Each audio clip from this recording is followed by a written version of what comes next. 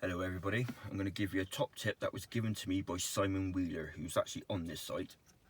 And the tip is, when you try to install your Android for the first time, you've got a massive wiring loom behind, massive it is.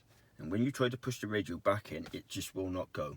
You could be out here hours and eventually it will go, but I'm going to show you, or actually tell you how to do it in under 10 minutes. And you'll be like, wow.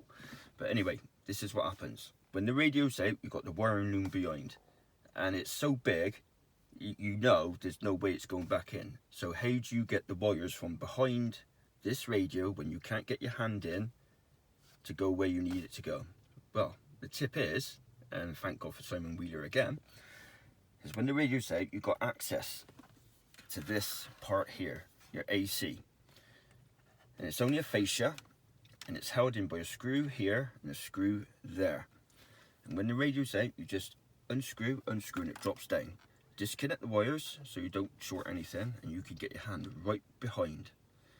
And when it's behind, you've got access with your fingers to manipulate the wires down through.